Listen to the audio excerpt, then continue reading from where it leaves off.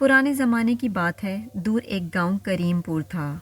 یہاں کے لوگ بہت محنتی، ملنسار اور چست تھے۔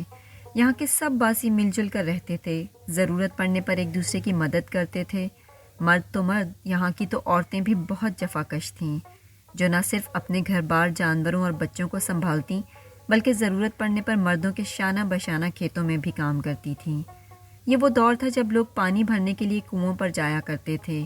کریم پور گاؤں کی عورتیں بھی روزمرہ ضروریات کے لیے کنویں سے پانی بھر کر لاتیں۔ صبح سویرے اپنے مردوں کو کھلا پلا کر کھیتوں میں بھیجنے کے بعد عورتیں کنویں سے پانی بھرنے آتیں۔ یہاں پر سب کی ملاقات ہو جاتی اور ایک دوسرے کا حال احوال بھی معلوم ہو جاتا۔ اکثر عورتیں ٹولیوں کی صورت میں کنویں پر جاتی تھیں تاکہ گپ شپ بھی ہو جائے اور پانی بھی بھر لیا جائے۔ صبح کے 10 بج رہے تھے۔ گاؤں کی زیادہ تر عورتیں پانی بھر کر واپس جا چکی تھیں۔ کنویں پر اس وقت صرف 4 عورتیں تھیں۔ ایک ماجھو کمار کی بیوی رانی، دوسری راجو کسان کی بیوی نورا، تیسری موجو ترخان کی بیوی حمیدہ اور چوتھی جھورے مستری کی بیوی چھیدا۔ ماجھو کمار کے 8، راجو کسان کی بیوی کے 5، موجو ترخان کے 6 بچے تھے۔ البتہ جھورے مستری کی کوئی اولاد نہیں تھی۔ وہ دونوں میاں بیوی اللہ کی اس تقسیم پر راضی تھے۔ کبھی کسی نے ان کی زبان سے کوئی شکوہ نہیں سنا تھا۔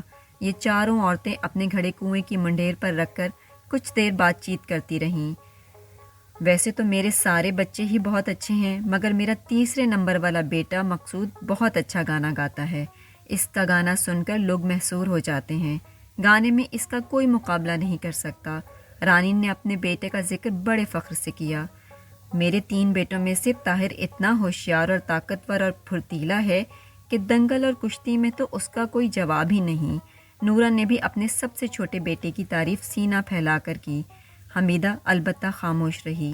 اب جھورے مستری کی بیوی چھیتا کا خاموش رہنا تو بنتا تھا کہ اس کی کوئی اولاد نہیں تھی، مگر حمیدہ کا خاموش رہنا سمجھ میں نہیں آتا تھا۔ تم نے اپنے کسی بیٹے کے بارے میں کچھ نہیں بتایا؟ نورا اور رانی نے حمیدہ سے پوچھا۔ میں کیا کہوں، میرے سب بچے بس سیدھے سادے سے ہیں، ان میں کوئی خاص خوبی ہے نہیں، اور انہیں کوئی ایسا ہنر آتا نہیں جو غیر معمولی ہو، اس نے بڑی سادگی سے جواب دیا۔ تھوڑی دیر بعد چاروں عورتوں نے باری باری اپنے گھڑے بھر کر اٹھائے اور اپنے گھروں کو روانہ ہو گئیں۔ چاروں عورتیں ساتھ ساتھ چل رہی تھیں۔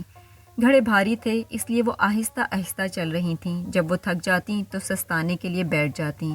اچانک ایک طرف سے 3 لڑکے دوڑتے ہوئے آئے۔ ان میں سے ایک گانا گانے لگا۔ گانا گاتے گاتے اس نے آ کر اپنی ماں کے بازو کو چھوا اور آگے بڑھ گیا، جبکہ دوسرا لڑکا چھلانگیں مارتا اچھلتا کودتا وہاں سے گزرا۔ اس نے اپنی ماں کے سامنے آ کر ایک الٹی کلا بازی لگائی اور سیدھا ہو کر دوڑتے ہوئے دور چلا گیا۔ دونوں کی مائیں یہ دیکھ کر بہت خوش ہوئیں اور اپنے بیٹوں کو دور جاتے دیکھ کر مسکرانے لگیں۔ تیسرا لڑکا دوڑتا ہوا اپنی ماں کے پاس گیا۔ اس نے اپنی ماں کے سر سے گھڑا اتار کر اپنے سر پر رکھ لیا اور گھر کی راہ لی۔ بہن بتاؤ، تمہیں ہمارے بیٹے کیسے لگے؟ نورا اور رانی نے چھیدا، جس کی کوئی اولاد نہ تھی، سے سوال کیا۔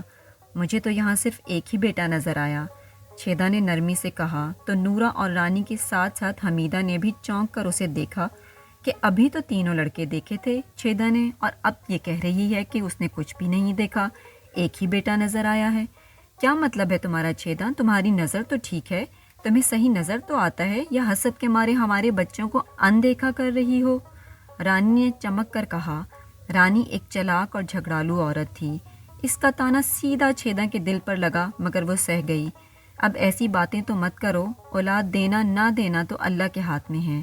حمیدہ نے رانی کو ٹوکا تو وہ اونگ کر کے رہ گئی۔ اب بتاؤ، ایسی بات کیوں کی تم نے؟ اب کے نورا نے غصے سے پوچھا۔ مجھے یہاں اصل میں صرف ایک ہی بیٹا نظر آیا، اور یہ وہ بیٹا تھا جس میں کوئی خوبی یا ہنر نہیں تھا، مگر اس نے آگے بڑھ کر اپنی ماں کے سر سے پانی کا گھڑا لے کر اپنے سر پر رکھ لیا تھا۔ سعادت مند اور قابل فخر اولاد وہ ہوتی ہے جو اپنے ماں باپ کی فرما بردار ہو اور اپنے والدین کو ممکن حد تک سہولت اور آرام پہنچائے۔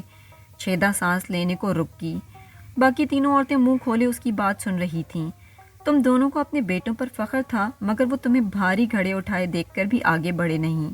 تو میرے نزدیک ان تینوں لڑکوں میں سے بیٹا بس ایک ہی تھا جس نے ماں کا احساس کیا اور اس کا بوجھ فوراً ہلکا کر دیا۔ چھیدا بات مکمل کر کے آگے بڑھ گئی۔